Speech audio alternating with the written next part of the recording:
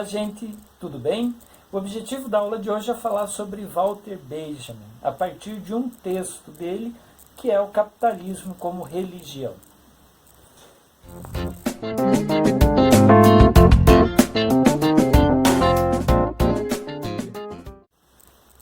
Bom, ao comparar o capitalismo como uma forma de religião na modernidade, Walter Benjamin tem como projeto fazer uma filosofia especificamente crítica a esse sistema. Vale lembrar que é uma produção de filosofia do autor anterior à relação que ele teve, digamos assim, com o marxismo.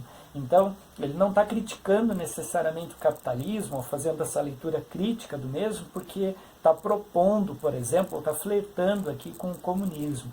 Ele só está percebendo como o capitalismo se instituiu.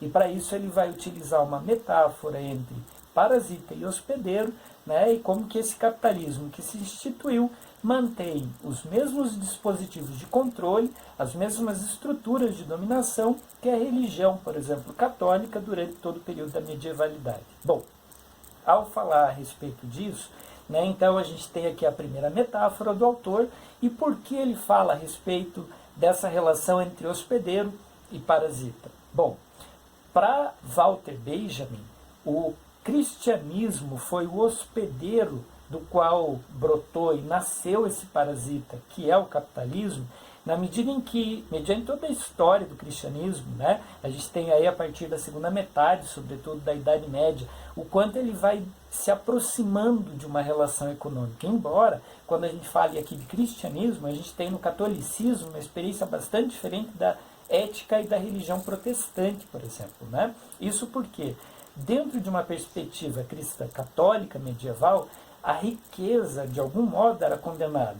Havia uma concepção de que as pessoas tinham que, por meio da pobreza e da simplicidade, né, devotar a Deus as suas vidas buscando a sua salvação. Inclusive, né, a ideia era que todo o prazer daqui da carne, da vida, né, daquilo que diz respeito à materialidade, deveria ser de algum modo negado ou pelo menos secundarizado.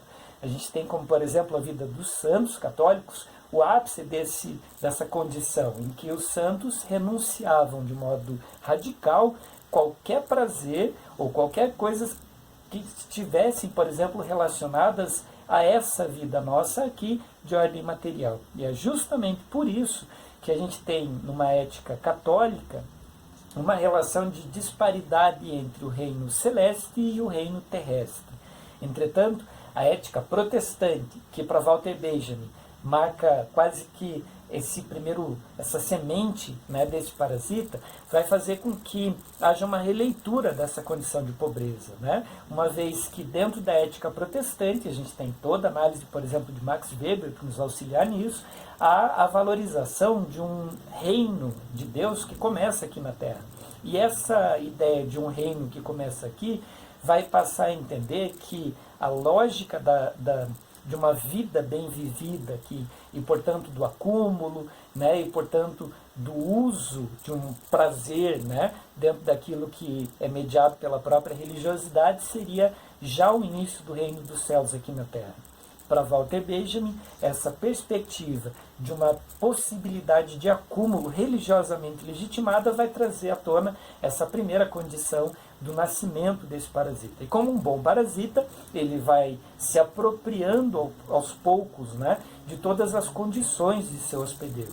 E dentro dessa lógica de um parasita que vai sequestrando as condições, né, do seu hospedeiro, a gente tem todo um conjunto aqui de análises que para o autor passam por uma estrutura, uma manutenção de uma estrutura, de uma condição cristã para uma condição capitalista. A começar pela discussão entre culpa e remissão. Para Walter Benjamin, a religiosidade sempre lidou com essas duas situações de modo a instaurar sobre as pessoas controle, porque a culpa é um dispositivo que a partir do medo faz e gera submissão. Por outro lado, a igreja vendia a ideia de que ela era detentora da remissão, aquela que poderia, por exemplo, acabar com essa culpa ou pelo menos perdoá-la, né? A prática das indulgências e sobretudo das indulgências plenárias, o perdão absoluto, por exemplo, dos pecados.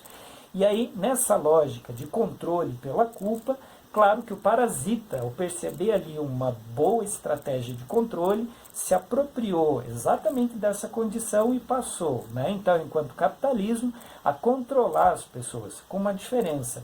No capitalismo, essa remissão praticamente não existe. Claro, né, agora fazendo uma leitura atualizada de Walter Benjamin, a gente tem dentro desses discursos contemporâneos qual seria, por exemplo, a remissão do capitalismo, a chamada melhoridade, quando a gente pode desfrutar das nossas vidas, uma vez que a gente produziu ao longo dela e acumulou, né, o que seria, por exemplo, a nossa velhice. Claro que é um objeto de venda capitalista aqui, um desejo, né, e uma criação capitalista aqui com o objetivo de fazer parecer haver uma remissão ao final de todo esse sistema exploratório, mas que no fundo, né, não passa de mais um dispositivo de manutenção de controle, ao passo que a culpa vai nos acompanhar a todo momento. E como que a culpa funciona dentro do capitalismo? Dentro de algumas condições muito específicas, porque esses elementos culpabilizadores, eles se dão dentro de etapas de nossas vidas, como por exemplo, vestibular, o que nos obriga a adentrar, né, de cabeça nesse sistema para poder, uma vez adequados, passar dessa fase, mas depois o mercado de trabalho vai dar conta disso, o medo do desemprego e todas as outras condições próprias da economia, né? Bom, e além disso, há uma condição que também é muito própria dessa relação entre parasita e hospedeiro, que é esse Deus oculto. Para Walter Benjamin, um dos objetivos da religião foi sempre lidar com esses deuses, ou pensando numa religião dentro de uma tradição judaico-cristã, então de um Deus oculto. E nunca revelar efetivamente esse Deus de modo tão escancarado, porque essa relação quase que de domínio sobre a imagem desse Deus, ocultando, mas também velando das pessoas, era um dispositivo de controle do qual a gente não vê Deus face a face, mas a gente tem dispositivos que nos permitem, né, se aproximar, e claro que esses dispositivos são institucionais.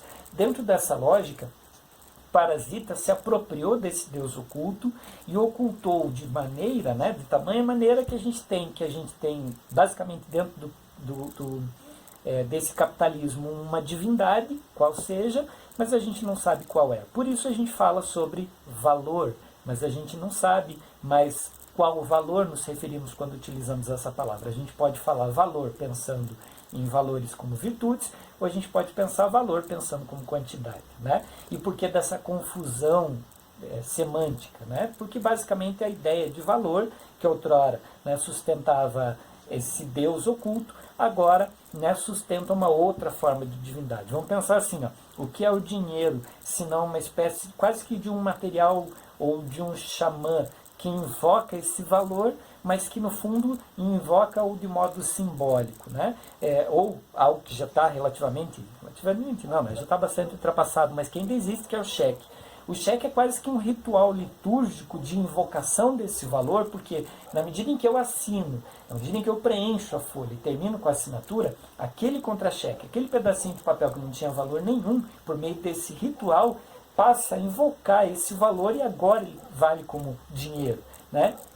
Então seria simplório a gente dizer que dentro dessa relação, Deus é o dinheiro, por exemplo, no capitalismo. O dinheiro é quase que esse xamã que invoca esse valor, né? Mas são sempre valores virtuais. Bom, dentro dessa lógica entre hospedeiro e parasita, Walter Benjamin destacou 3 condições das quais há essa transição entre cristianismo e capitalismo.